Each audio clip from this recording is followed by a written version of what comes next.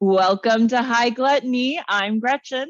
And I'm Becca. And we're two curious ladies who like to cook, Smoke, learn, and enjoy a meal with friends. We invite you to join us every 10 days or so here at the High Gluttony Homestead and listen to us make a mess. And have a lot of fun. So step inside, gluttoniers.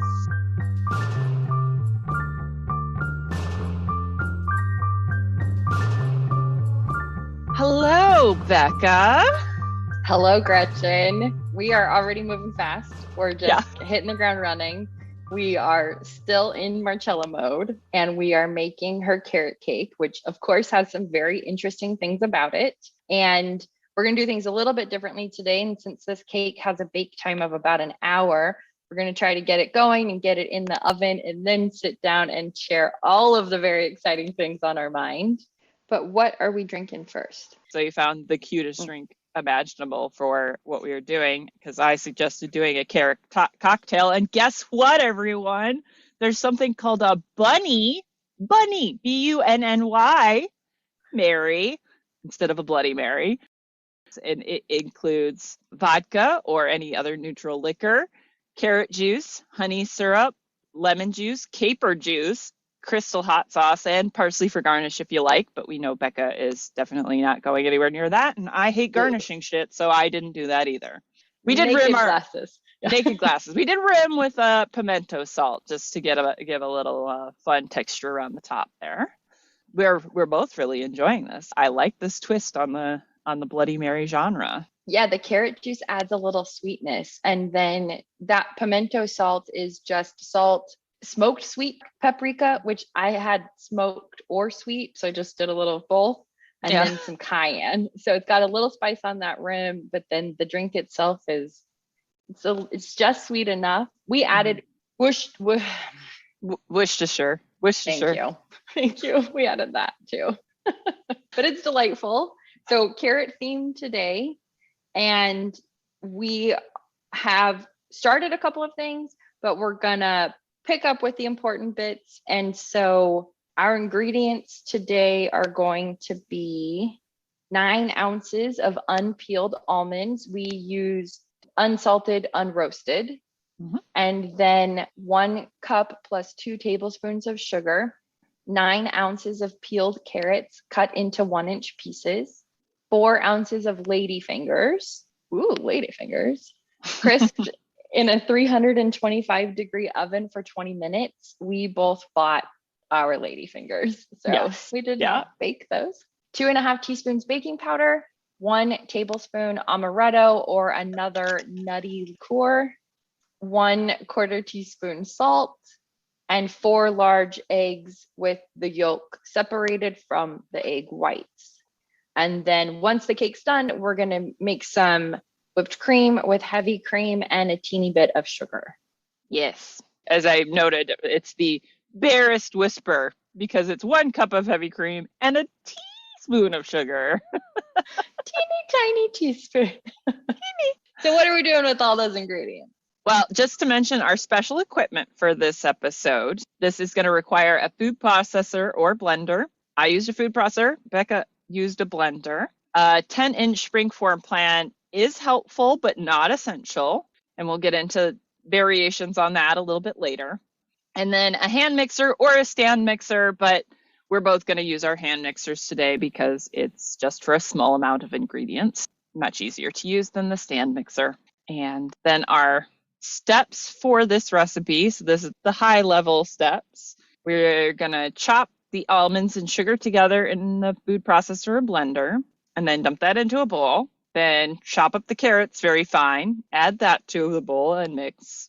Chop up your ladyfingers in the food processor and add to the bowl, and then mix thoroughly. Then we are going to add our baking powder, liquor, salt, and then mix again. Add your yolks, mix again. Then we are going to whip our egg whites to stiff peaks. Then you have to add a small amount to help lighten the mixture a little bit before folding in the remaining amount. We are going to grease our pan with butter and then add the batter and bake for 50 or 60 minutes. And then once it's cooled to lukewarm, you can remove it from the pan. That is our high level, very fast overview. Just a quick question to clarify. When you say add a little bit, so we're going to whip up those egg whites and then take just a little bit of the egg whites and put it into the mixture that we've already had going on the side, which is the ladyfingers and the carrots and all that stuff. Correct. And then add the balance of the egg whites. Correct. Yes. Okay. Yes. Okay. Yes. I'm excited. Slightly intimidated and excited. You're going to do great. It's fine. What world level would you say this is then? This is a world level 2. There's a little bit of that faffiness with having to do the whipped egg whites. This is a fairly common thing that's used in cakes. It's a little annoying, and I did end up having to make Becca redo her egg whites because she got a little yolk in there, and I said, just no, let's start over. Don't want to start with any of that yolk in there because it will make your life difficult. And but otherwise it's not hard, a little labor intensive, but not hard. So okay, I can do that. So the first thing we're going to do is turn on our oven to 350 degrees. Right. Catch us up with what we've already done. So we've already chopped up our almonds and sugar together, put that into a bowl. We've chopped up our carrots and added that to the same bowl. We chopped up our ladyfingers, but we held those to the side just because I was worried about them getting soggy from any moisture that the carrots would release while we were doing our chat. And then we have our baking powder, liquor, and salt all measured out. And I think that pretty much catches everybody up to where we are at the moment. And so when we get to the kitchen, the first thing we're going to do is mix in our ladyfingers. Then once that's mixed in thoroughly, we'll add that baking powder, the liquor, and salt. Make sure we get that mixed thoroughly. Then our yolks are going to go in, and then we are going to whip our egg whites. So, okay. Is that a good place to stop? I'm going to have a little smoky smoke before we run in there real quick. Do you have any questions about any of that before we go? I'm excited. I'm ready. What are you smoking today, Becca? Just since we have 2 minutes to cover that before we run into the kitchen. Good point. I have an indica pen, but I can't find the label or the box that it came in. So I actually have no idea what it is other than it's an indica. But I did also have some tincture this morning, it's called a daytime tincture. And it has, for the total bottle, it's not a huge bottle, but it has 300 milligrams of THC and 1500 milligrams of CBD. So like a 1-to-3 ratio there, or 1-to-5 ratio of 1-to-5, CBD. Yeah. Nice. So I'm just having a little bit of that and then smoking on this little indica pen and just trying to take it slow and steady today. Baking is always a fun, a fun thing. So we'll see how it goes. It's gonna be great. Your skills are coming along. Yeah, I'm having a joint since I can't stop myself from buying joints all the time right now. And this is, I believe the name of this weed is peanut butter souffle, which I felt like was appropriate since we're making a dessert. And I really like these. These are from the company's called Lake Grade. These burn beautifully. Like this might be one of the nicest burning joints I've ever seen because when they burn perfectly cylindrically. They like I don't know how they do this, but it is one of the nicest burning joints I've ever seen in my life. So that's so nice. It's so hard when you have a joint that's just like burning on one half and stop it. Stop it. There's no fixing it. It's just gonna do that. Like, yeah, I hate that. I hate it. What I want. Yeah.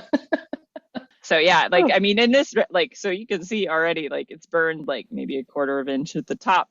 Stays like that until you knock it off. It's pretty amazing. Like it stays in one piece for the longest time. That's awesome. Okay, that's probably enough for me before we get started. As you said, it is baking, so I'll try and stay on task here. You can't be too baked. Yeah. I can't be too baked for baking. Here we are in the kitchen. We made it. Are we supposed to mix the baking powder and the liqueur and salt together before it goes in? I don't think so, because I definitely read it that way. We'll go into more detail about how she writes her recipe that is very confusing after we're done mixing this shit up. Yeah, but, I was real confused about one part. Hey, but now you have cream of tartar, so like that's just a bonus, and that shit never goes bad, so you'll be fine. Okay, Phil. So we've got our ladyfingers, carrots, and almonds and sugar all mixed up. We're going to add salt, liqueur, baking powder. Hang on, I have to mix my ladyfingers in. Hold on. Oh, and I'm mixing this with my hands. Yeah, we'll fully read the recipe as Marcella wrote it after this goes in the oven. Okay. I get my liquor. Almond, give me all the almond things. I know. I think I had mentioned to Becca before we started recording that I really wanted to make this with amaretti biscuits, but decided it was not appropriate to go making that part up as we go. We've tried to stay faithful to Marcella. I mean, we'll talk about this more, but this is our last Marcella Marcella marathon, I guess. We're at the dessert. We decided it's okay to take a break. I'm positive we will come back to it, but it's okay to take a pause. So I've got my alcohol, baking powder, salt mixed in really well, going in with my egg yolks. Okay, same. I need to wash my hands because I've been doing this with my hand. Okay. Because you like I was gonna say I don't think anywhere in the recipe she even mentioned stirring it by hand, but I'm just right. weird. That's what I'm like. Can't stop Gretchen. Can't stop me. I'm gonna do it with my hands. Well, now we are up to our egg whites. We are up to our egg whites in this. Yeah.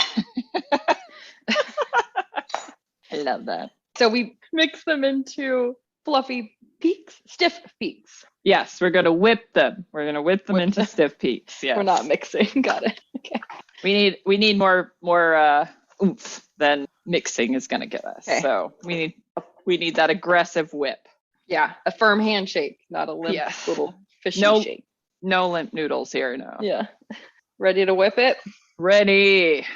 Okay. Go. Check where my peak status is. Oh, I am good. Okay, I just need maybe another. Where mine is at. Can I see yours? Yeah. Unfortunately, I don't. Can you see this guy? Kinda. Can you see mine? Ooh, I think you're stiff. I'm stiff. You're stiff. You're stiff. Okay. I just need like another maybe 15 to 30 seconds. So cool. Okay. It's still falling over a bit, but I think if I go anymore, I might take it too far. So now we put a little bit into the mix? Yes. I think she wrote a few tablespoons. I'd probably do about this much, about a rough half a cup or so. Okay. Like a mixing spoonful. Yeah. If you have a Dream Farm spoon or whatever they call it. Yeah. Like a half of that. Okay. So mine's pretty thoroughly mixed, and I'm going to go scrape the rest of it. Yeah, mine were actually, I shade too far. No wonder my peaks were falling over. I went over the top. Slightly too stiff. They are on the edge of breaking apart and starting to look curdy. Uh-oh. So yeah, gently. You want to do that swooping folding motion because you're trying to gently incorporate, keep that. Because the more you mix this, the more the bubbles break that are being held in by your eggs. And so you want to break as few of those bubbles as possible to mix this together. So you want to be pretty gentle with it. I mean, if you're too worried about like knocking the air out of it, you could also do this in steps more than she did, where you maybe add like half of the egg whites and then you can add another half. Mm-hmm. Because the original batter before we added these egg whites was very thick. Yeah. So did you already prepare your pan then? It's all ready to go? We'll talk about this, but I have a 9-inch square and I haven't greased the pan, but I have like buttered the shit out of a wax paper to put on the pan. So I don't know if I should also butter the pan just in case, or will that be? Yeah, it won't hurt you. I mean, it's not like 100% necessary, but. Okay. So I'm still folding. So am I. I just wanted to see where you were at. Since I'm just buttering and not needing to add paper. You're a little step ahead, kind of. Right. So I was just checking to see that. Because if your pan was all ready, I was going to stop and do my pan. But I think I've got this mixed plenty. Yeah, that looks great. What's the texture? For consistency, how can I describe this? It's got kind of a little bit more of a porridgey texture to it, is how I would describe it. Mm-hmm. Where it's fairly smooth, but there's definitely a little bit larger sort of chunks to it. Mm-hmm. Can I show you mine? Yep. Oh, yeah. That looks great. Looks really similar to mine. Perfect. I'll get my pan. buttered and then add my wax paper. I feel like we both should put a sheet pan underneath our baking pans. Okay, good idea. I'm going to do it because I'm using the spring form, but you want to do it because it asks for a 10-inch, and I think I might have a 9-inch spring form, and you've got a 9-inch square. So since we don't really know like how that volume difference is going to affect the cake, just a better idea in case it's too much volume for your cake pan to put something under there so that it doesn't fall on the bottom of your oven. Good thinking. Sometimes I have good ideas. Now, I am intrigued by this cake. So Marcella is very specific in mentioning to make sure you level this without deflating it. And what I'm going to do to level mine is actually use what's the word I'm looking for? Offset spatula to smooth mine out. So I'm going to use a tiny offset spatula, which would be very delicate and gentle on my cake. Since I want to make sure that it's pretty level, it's really just a smoothing of the top, kind of getting corners pushed in here a little bit. I'm going to be behind you because my oven's not. Well, I think I can wait to do that. I can wait till you're ready, your oven's ready, and then we can put them in at the same time. So we have. Okay. Since like she has you stop and prepare the pan at the end, I figure it's not one of those cake that's gonna hurt it to sit, especially because with the way that the egg whites are whipped, that gives it actual physical structure. So you're not gonna lose as much of that air, rather than if you're doing chemical leavening with where the baking powder is helping, because that is a chemical leavening. And as soon as that hits water of any sort, it starts to work. That's why with most cakes, you kind of have to be quick about getting it in the oven because you'll lose some of that lift. But this one has that whipped egg whites, which is like a physical leavening. So you won't lose as much if you have to wait a couple minutes to pop it in the oven. Okay. Like egg scaffolding. Yes, that's a really good way to put it. Egg scaffolding. I fucking love that. We will use that from now on. If we ever do anything with egg whites ever again. Did you notice that for extra credit on my Bunny Mary, I went in a bunny glass, one of my bunny glasses from my trip to the UK? I didn't notice, but that is perfect. It makes so much sense. Yeah. Salt. I know. It's good. Well, I missed the fact that there was supposed to be cayenne in that rim stuff, but it's spicy enough with just the paprika. So for me, you're good. Yeah, I'm good. Yeah, I really like this drink.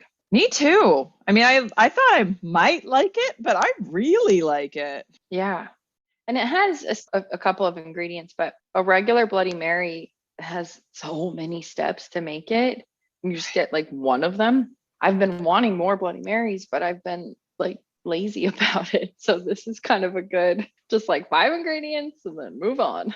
Okay, my oven's finally ready. Yay. Ready to go. In we go. I'm glad this is supposed to go. I think it's supposed to go on the topmost rack. I believe so. Uppermost level of a preheated oven. Okay, so yes, I got it in the right spot. I'm setting my timer for 50 minutes because that's when we're supposed to start checking how done it is. And since I've never made this cake before, and neither one of us knows if it can cook faster. So here we go. Okay, our cakes are in the oven.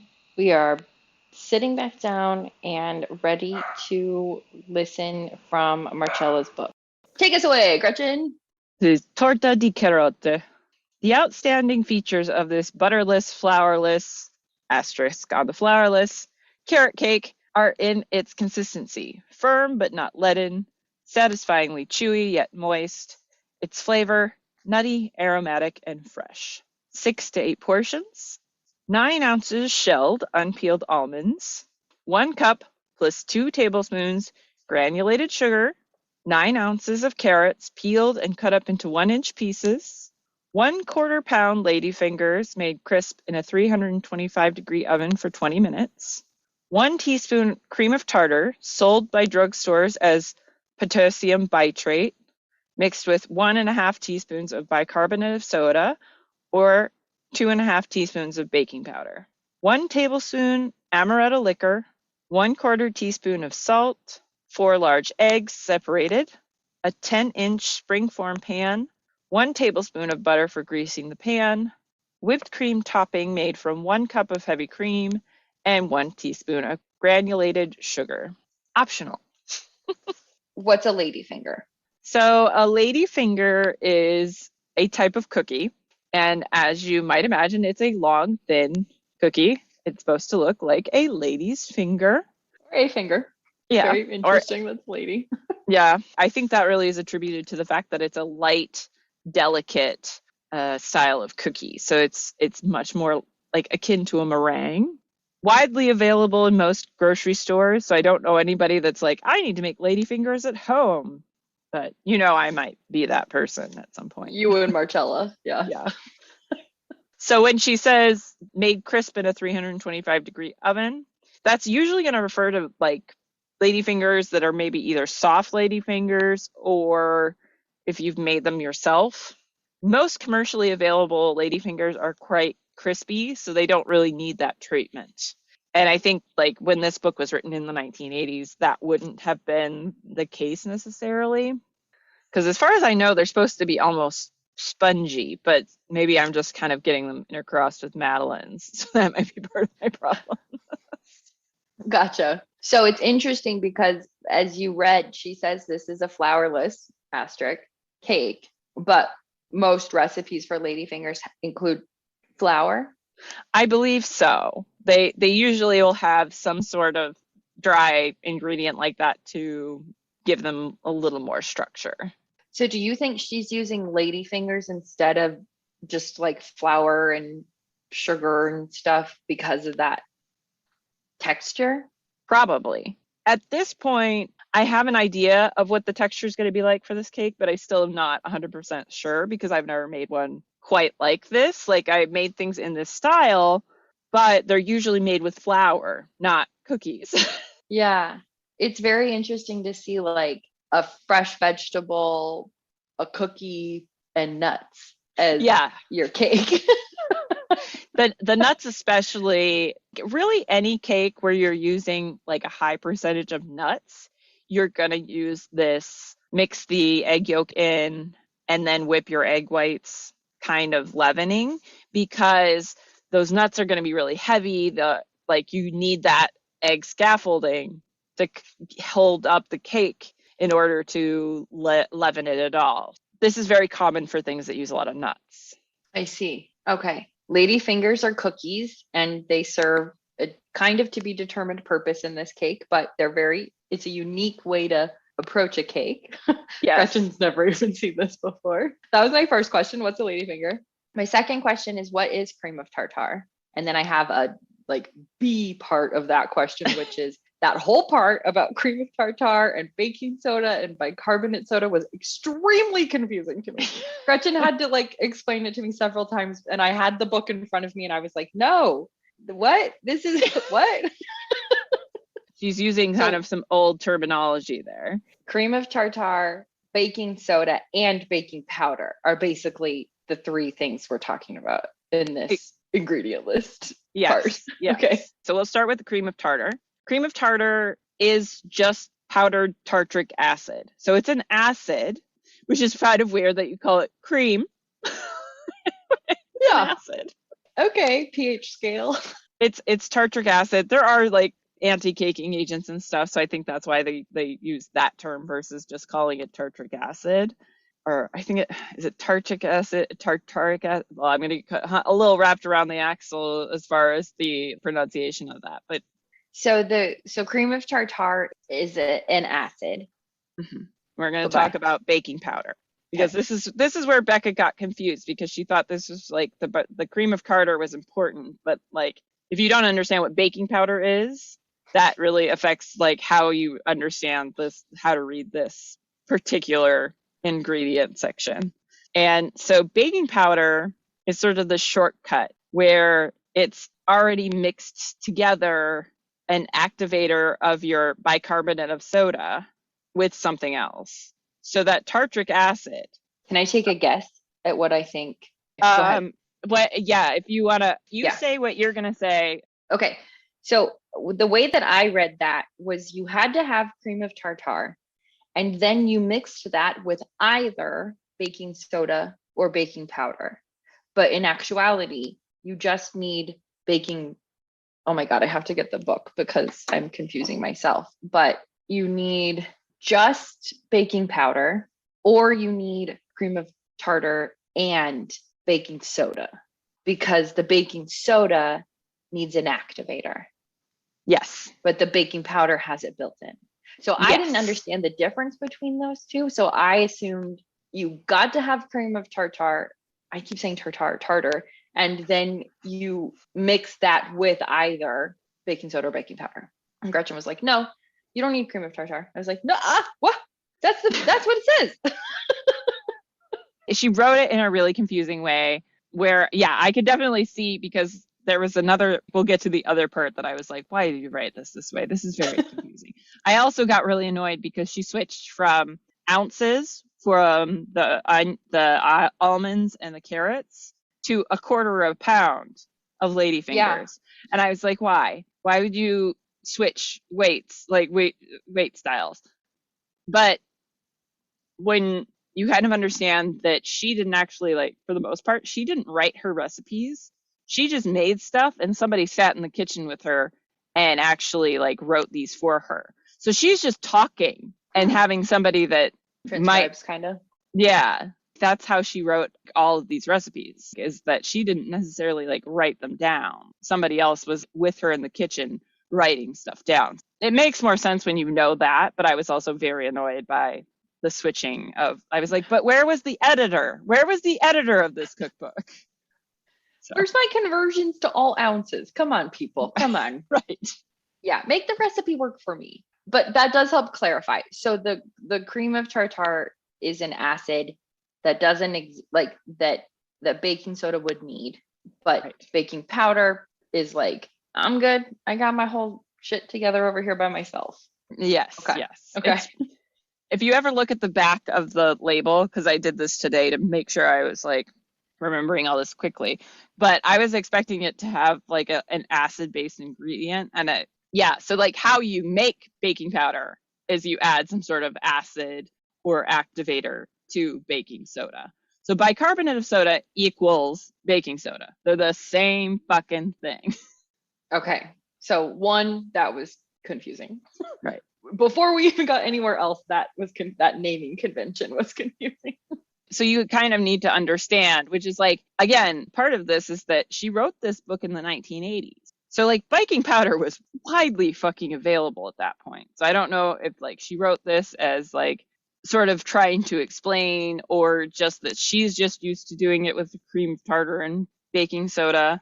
Okay, that makes sense. That's so helpful to me just to understand that. I wonder if maybe she just thought having baking listed twice would be confusing. Baking soda, baking powder. So she put bicarbonate instead, but that made it worse for me.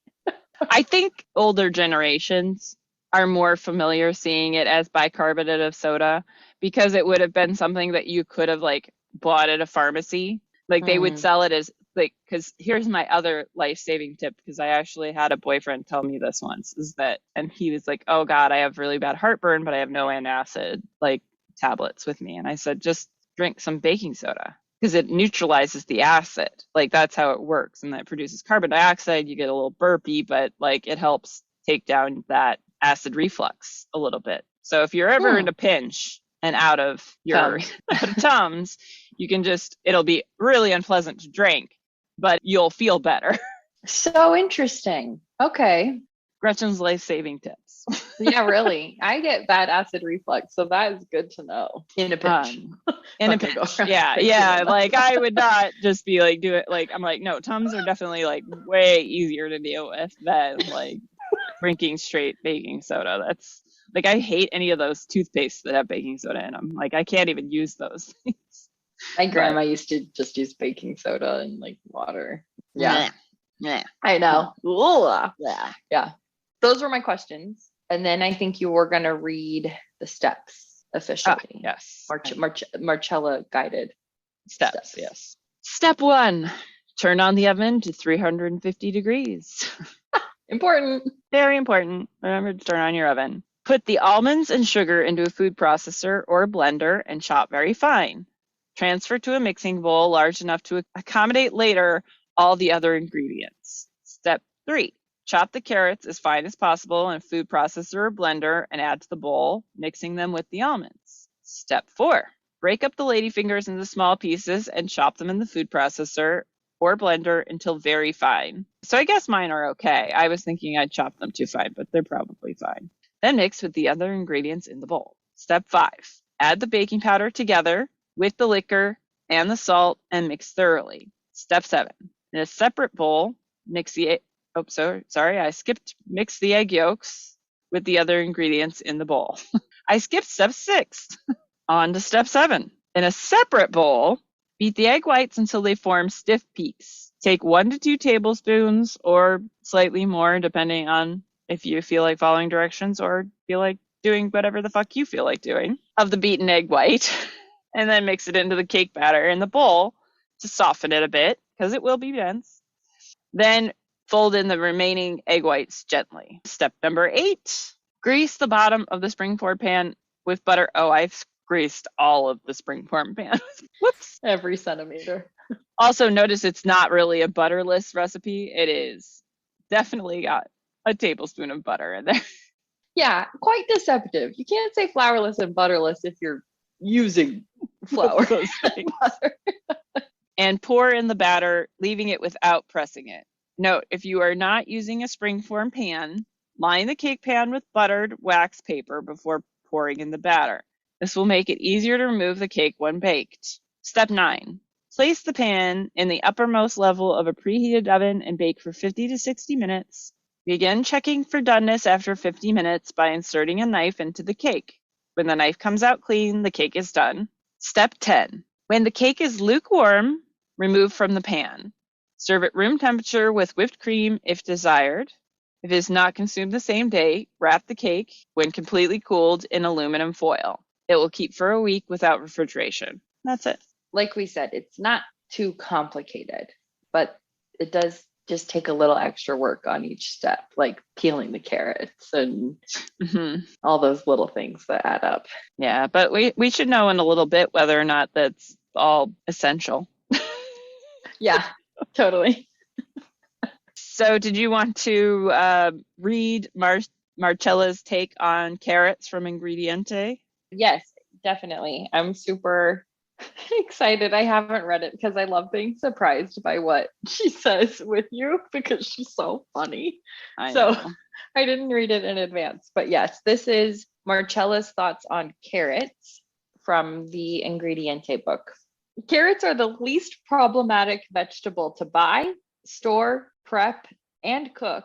No other can produce a more universally endearing flavor.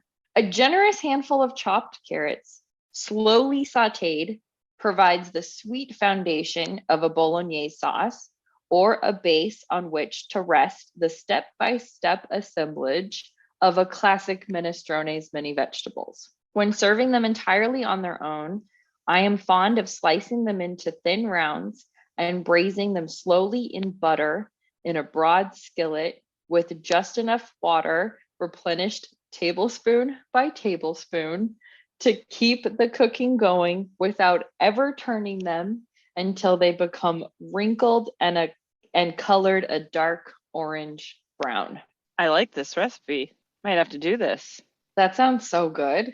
With slow and patient cooking, the intensity of flavor that the humble root can release is a revelation. The one cooking method that does nothing for carrots or for anyone eating them is boiling or steaming.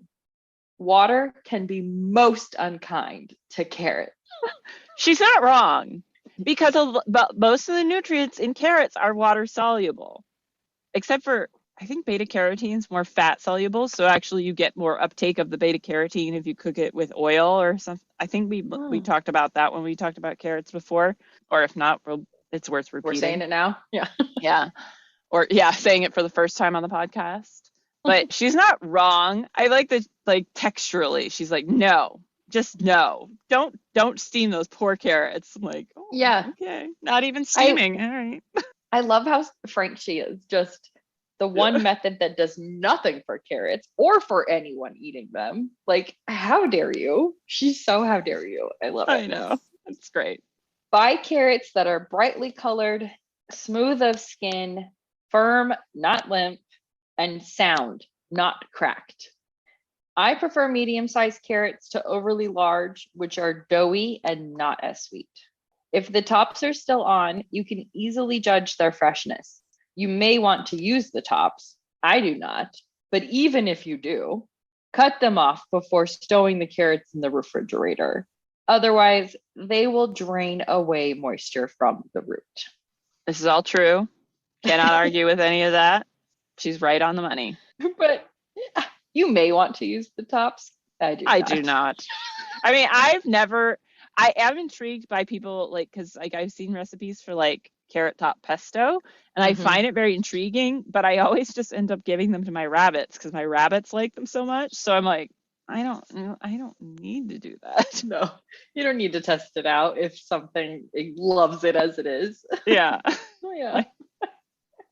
I'll stick to my basil pesto, but they are really good for you is the only other advantage is that they do have a lot of nutrients in the tops. I don't know, maybe a basil carrot top pesto would be a really good thing to do so that you get that nice basiliness, but also the more nutrient packed carrot top. But I just had an idea about carrot tops and radish as a little side salad thing with olive oil and yes. Let's try it. Yeah. Store carrots in a plastic bag in the refrigerator's vegetable drawer where they will keep for as long as 2 weeks. Before using the carrots, rinse them in cold water, cut off a thin disc from the stem end, and peel them using a vegetable peeler with a swiveling blade. I peel even small carrots. I don't mean miniatures, because otherwise they will have a slightly musty taste of earth. The end of carrots. That outermost layer on carrots can actually be scrubbed off pretty easily if you use just a regular scrubber, like any kind of sponge. Although I'd use have one that you specifically use for vegetables, not just any scrubber that you're using all over the kitchen. That outer layer can be scrubbed a little instead of fully peeling if you want to minimize your vegetable loss. But I don't know if I agree with the musty thing, but the earthy. Can't avoid it if the peel's on flavor. I feel like she's not washing her carrots well enough, maybe. But I don't want to take that from Marcella, I know we can't be coming in at the end all judgy with her. We've had such a glorious journey with Marcella. Is this the sixth episode of Marcella? Yes, this will be our 6th in a row. We might as well just embrace when I'm obsessed with something and go full hog on it. That's true. Yeah. We've been talking about her a lot ever since we talked about her tomato sauce and finally got the books in hand, and Gretchen was like, the heavens have opened, the seas have parted, and now there's only Marcella. only Marcella.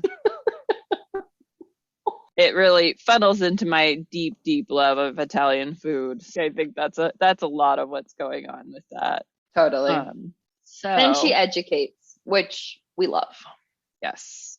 There are 19 minutes remaining on our cakes baking. Okay. I can already smell mine. Can you smell yours? No, but I have moved away from the kitchen. I don't know. Do you want to check yours? Yeah, I'll go look. Okay. See what's going on.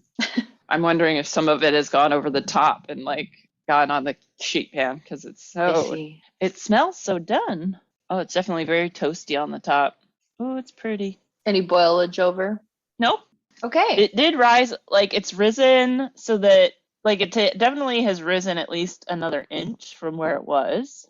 I mean, it's probably set as far as height goes at the moment. I don't think it's going to get any taller. But that's good. It has about a centimeter to go from the top of the pan. Kenzie. Hi. Yeah, what am I doing?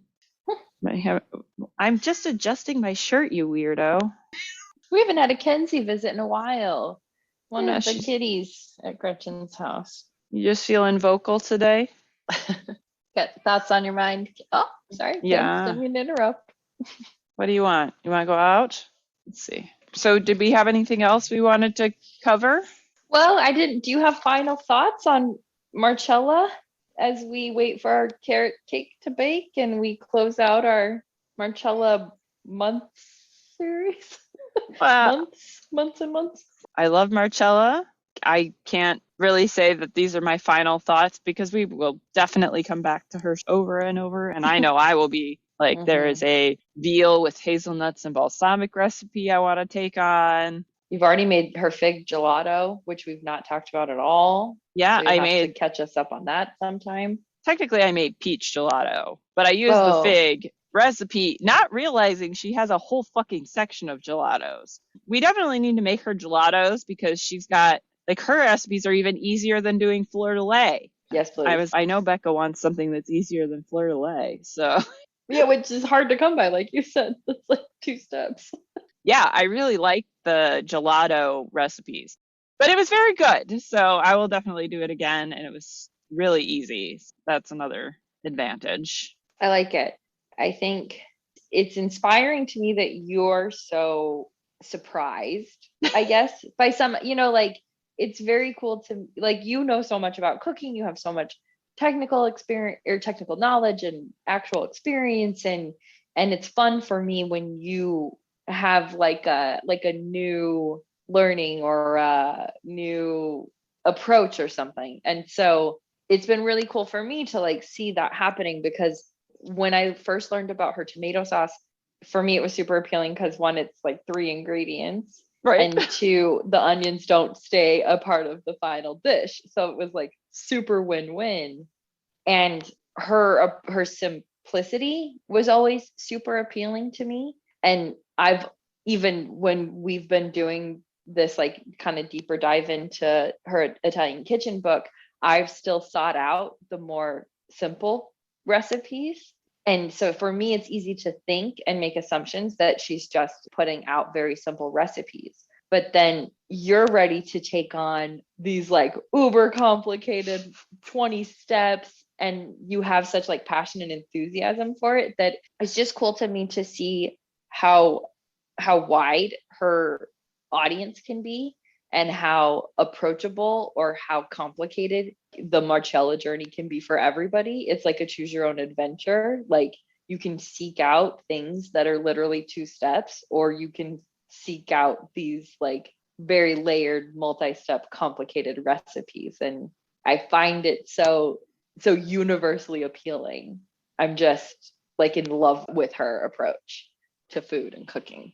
I mean, I think what I find particularly enjoyable about it, even though you're right, I am kind of, I've got all this experience, is that like everything we've approached in this book, aside from the few confusing things that happen because like of just the way that she would have learned about food being of that older generation. I think it would be the same with Fanny as well. Like, sure. if we dive deeper into Fanny at some point, then we will like get into some of that terminology stuff. But nothing in her book is like over the top complicated. And I think that is one of the larger appeals for her and like why she was so popular for so long. And it is a fucking shame that people are not as tuned into her now, is that her recipes are really simple. Like our mains that we just made, that was really simple.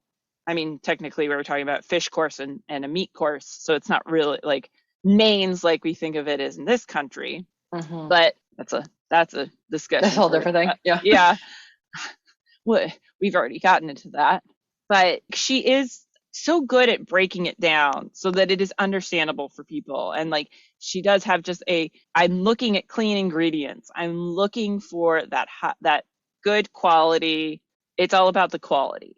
It's not complicated techniques, complicated ingredients. It's all like, I have these basic ingredients that I always have around. And like, it's funny because it also appeals to me because they're like always the ingredients I have around. Yeah. So like, I think that's just, it goes to show you that she knows, like, and given, not everybody's going to have their kitchen stacked like an Italian. I'm just a weirdo because I love Italian food and I am in no way even remotely close to being genetically or, culturally Italian in any way. But I love Italian food so much that it is where my cooking skews. And that, yeah, she has a really great way about it. It's so exciting. And it's so funny that it's a relatively old book for something that I find so new, novel, and exciting. So this is me. Totally. Yeah, it's been fun because I've taken away a lot from it, but I always take away a lot from what we do. And so it's been fun to me to see your new learnings and intrigue about her cooking. I remember when we first started this like series, we read her like ethos on cooking as like a language, and there are different dialects and there are different grasps of the ability to speak that language and levels of understanding. But it's very cool to me to keep that as like a through line from what we've done, even in terms of like what is simple and what is more complicated. It's the same way you speak. Like sometimes we speak very simplistically and sometimes we're much more like complicated in our language. And so I'm just going to hold that with me, I think, like with everything going forward, because I love that mindset that food is a language. I love the way that like connects cultures and people and geography and everything. And we already want to make several of the things we've already, like, we want to make again what we've made and try so many more of her other recipes. And this is just one book. So I know.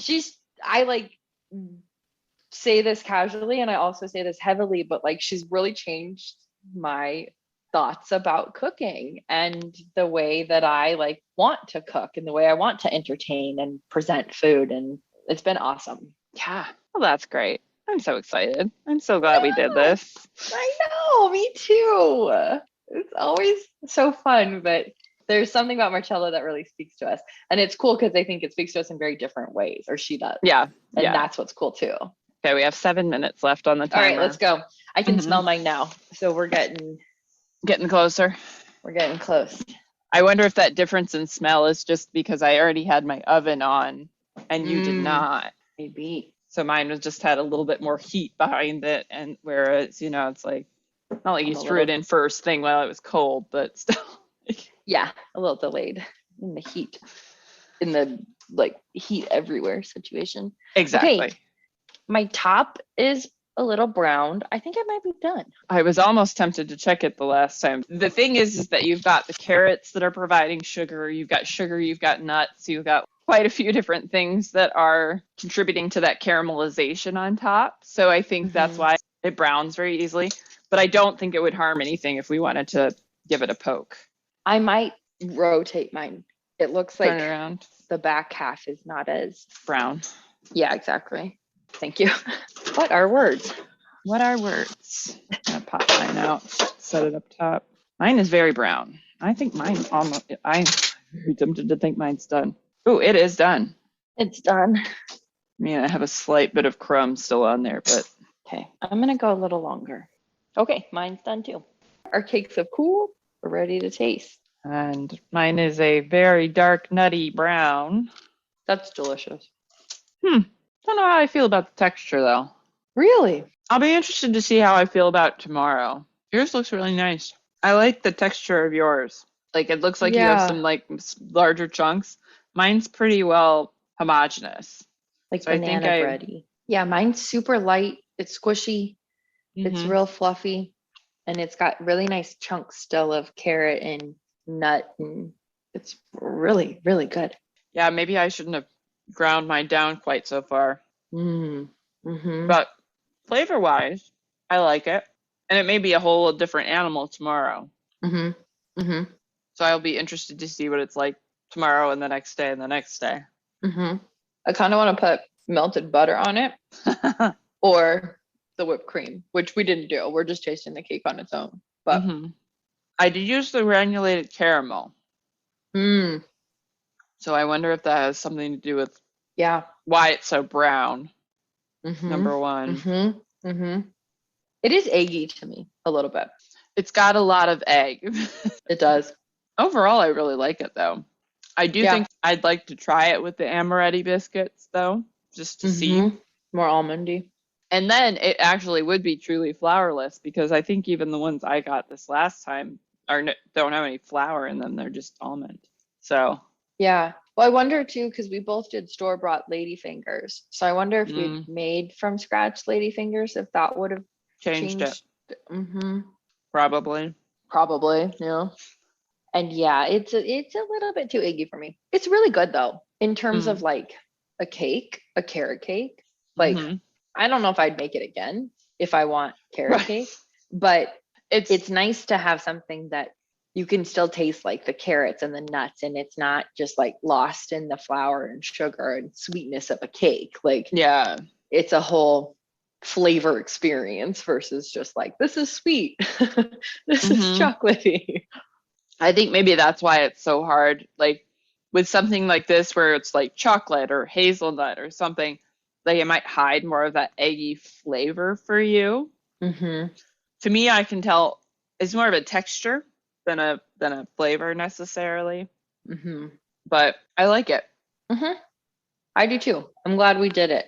I don't love it the way I thought I would, but I like it. I thought it was worth the swing because I thought it sounded really interesting. When you brought it up that you wanted to do it, I was like, all right, yeah, let's do this. Yeah, I agree. I'm super glad we tried it because I think, I mean, we talked about like what it would look like if we did an egg substitute in this, and that would be really tough because of the egg white whipping. Yeah. But I wonder if there's also a way to do it with an egg substitute, you know?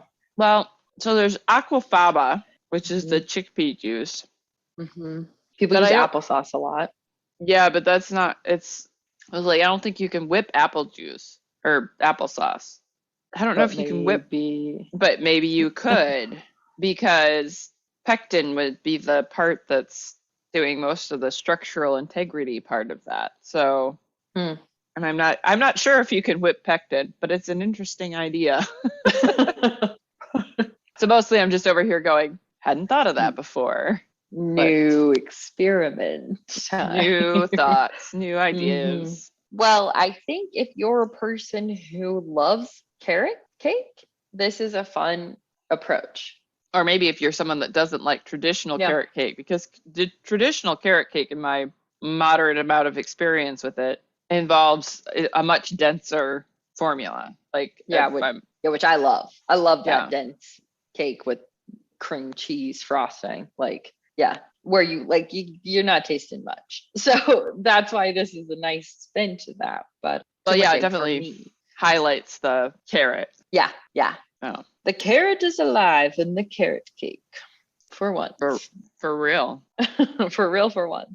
For real for once. Well, a success in tons of ways. I don't think we're both like, I love this. But I think this was fun. And this was a good experiment and a good learning. Yeah. And it tastes good. For sure.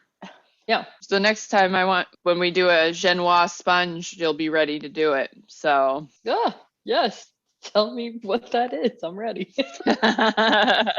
You're ready. So we've got one more. Oh no, we're done with Marcella. This was our last. For now. Last Marcella, we're done for now. We're done with the Italian kitchen for now, I guess we'll say.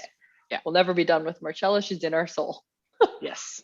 Okay. All right. Well, we'll have the recipe on hightogluttony.com. We'll link to it in the show notes and look for the post on the social medias and like and subscribe and tell 5 people you like. Thank you for joining us on our Marcella journey. This has been amazing.